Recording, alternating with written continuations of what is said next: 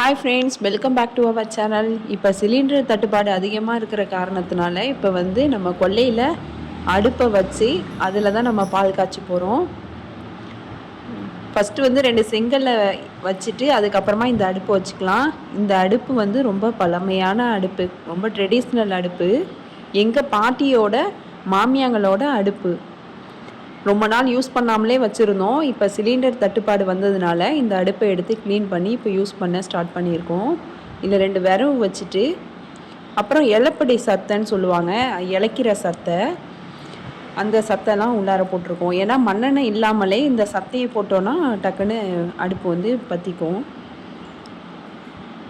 இப்போ பற்ற வச்சாச்சு. இதுக்கப்புறமா ஒரு பானையை எடுத்து அடுப்புக்கு மேலே வச்சுக்கலாம்.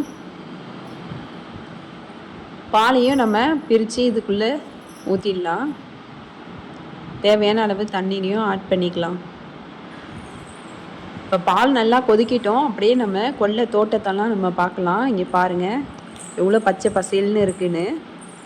இது கூட நல்லா தான் இருக்குது. வீட்லேயே சமைக்கிறதுக்கு, வெளியில் காத்தோட்டமாக சமைக்கவும் நல்லா தான் இருக்குது. இந்த விரவுலாம் அம்மா சேர்த்து வச்சுருக்காங்க. இதுதான் இலப்படி சித்தை. ஒரு வாளி ஃபுல்லாக இதெல்லாம் சேர்த்து வச்சுருக்காங்க.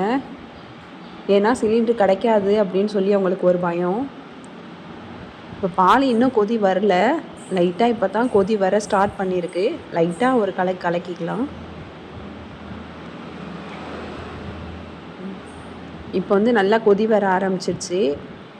விறகடுப்பில் கொஞ்சம் சீக்கிரமே பால் கொதி வந்துடுது. நம்ம கேஸ் அடுப்பில் பால் காய்ச்சறதை விட விறகடுப்பில் சீக்கிரமாகவே பால் கொதி வந்துடுது. இப்போ பாருங்கள் நல்லா கொதிச்சு வருது. இப்போ பாருங்கள் நல்லா மேலே கொதி வந்துருச்சு. இப்போ நம்ம இடுக்கி வச்சு பாலை இறக்கிடலாம். நல்லா கொதி வரட்டும், அப்புறமா இறக்கிக்கலாம்.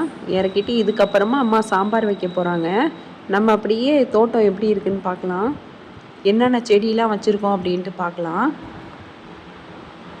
இங்கே சாண்டல் கலர் செம்பருத்தி இருக்குது. எவ்வளோ பூ பூத்துருக்குன்னு பாருங்கள். இதுக்கு நம்ம தண்ணியே ஊற்றுறது கிடையாது, ஆனால் நிறைய பூ பூக்குது. ஏன்னா வாஷிங் மிஷின் தண்ணிலாம் கொல்லை பக்கம் வரதுனால அந்த தண்ணியிலேயே இதுவெல்லாம் நிறைய பூக்க ஆரம்பிச்சிடுது. அதுக்கப்புறம் பக்கத்தில் டபுள் கலர் கலந்தா மாதிரி டிசம்பர் பூ இருக்குது. இது ராமர் கலர்னு சொல்லுவாங்க. அந்த மாதிரி டபுள் கலர் கலந்த டிசம்பர் பூ. பக்கத்தில் கனகாம்பரம் பூ இருக்குது. இங்கே பாருங்கள் கனகாம்பரம்.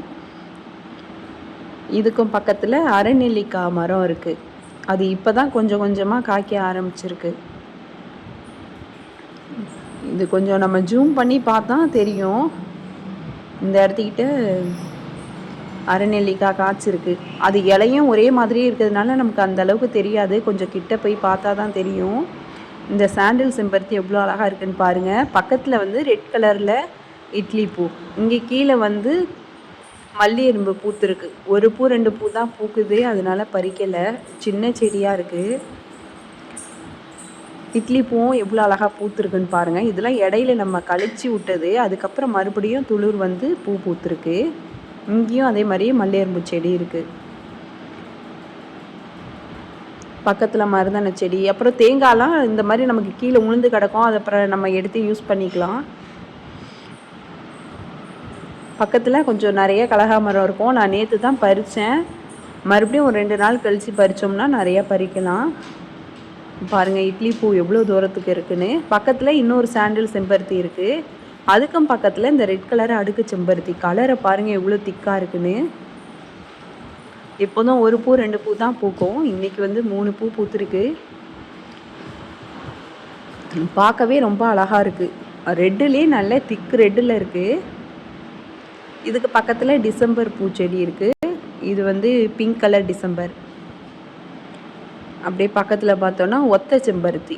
ஒத்த செம்பருத்திலே ரெட்டு இருக்கும்ல, அந்த செம்பருத்தி. இது தான் நமக்கு சீடு வைக்கும். பூ பூத்ததுக்கப்புறமா அதில் சீடு வைக்கும். அதுக்கப்புறமா அதை அப்படியே வெடித்து இந்த மாதிரி மலர்ந்தா மாதிரி வந்துடும். அதுக்கப்புறம் அது உள்ளே இருக்க சீடு வந்துடும் வெளியில், மிளகு மாதிரி இருக்கும். பக்கத்தில் பப்பாளி மரம் இருக்குது. நிறைய காய் காய்ச்சிருக்கு. ஆனால் ரொம்ப உயரத்தில் போய் காய்ச்சிருக்கிறதுனால நம்மளால் பறிக்க முடியல. இது சாத்துக்குடி மரம். இது நிறையா காய் காய்ச்சிருந்துச்சி. அதில் என்னென்னா நிறைய அந்த முசுறு எறும்பு வந்துருச்சு. அதனால் கழிச்சு விட்டுட்டோம். இதெல்லாம் மாமரம், தென்னை மரம் எல்லாமே இருக்குது கொல்லையில். பாருங்கள் எவ்வளோ அமைதியாக இருக்குன்னு. ஈவினிங் டயத்தில் நாங்கள் பார்க்குக்கெலாம் போக மாட்டோம், இங்கே கொல்லைக்கு வந்து ரிலாக்ஸாக உட்காந்து டீ குடிப்போம். இங்கே கருவேப்பிலை செடி நிறையா இருக்கும். இந்த கொல்லையில் வந்து நிறைய கருவேப்பிலை செடி வந்துடும். ஒரு சில பேர்லாம் சொல்லுவாங்க, எனக்கு கருவேப்பிலை வச்சா முளைக்கவே மாட்டேங்குதுன்னு. ஆனால் எங்களுக்கு கொல்லை ஃபுல்லாக கருவேப்பிலை செடி தான் இருக்கும். கீழே பாருங்கள், கருவேப்பிலை தோட்டமே வச்சுருக்கோம் நாங்கள். எல்லோரும் இங்கே தான் வந்து பறிச்சுட்டு போவாங்க. இது பக்கத்து வீட்டு தோட்டம். அதில் வந்து நிறைய பப்பாளிலாம் பழுத்து அணில் கடிச்சு வச்சுருக்கு. இங்கே அம்மா சாம்பார் வச்சுட்டாங்க விறகு அடுப்பில். நம்ம விறகு அடுப்பில் சமைச்சாலே அந்த எண்ணெய் பிரிஞ்சு வரதே ஒரு அழகு தான். அந்த சாம்பாரோட கலரே அழகாக இருக்குது. அதுக்கப்புறம் வெண்டைக்காய் பொரியெல்லாம் செஞ்சுட்டாங்க. அதுக்கப்புறம் விறகடுப்பை சும்மா எரிய விடக்கூடாது, வெந்நீர் வைக்கணும்னு அம்மா சொன்னாங்க. அதனால் வெந்நீர் போட்டு மூடி வச்சுருக்கோம். இதுக்கப்புறம் அடுப்பு தானாகவே அமர்ந்திடும், நமக்கு வெந்நீரையும் யூஸ் பண்ணிக்கலாம். இன்றைக்கி விறகடுப்பில் சமைச்ச எங்களோட அனுபவத்தை உங்கள்கிட்ட பகிர்ந்துக்கிட்டோம். இந்த வீடியோ உங்களுக்கு பிடிச்சிருந்துச்சுன்னா லைக் பண்ணுங்கள், ஷேர் பண்ணுங்கள், கமெண்ட் பண்ணுங்கள். மறக்காமல் சப்ஸ்கிரைப் பண்ணிவிடுங்க. தேங்க்ஸ் ஃபார் வாட்சிங்.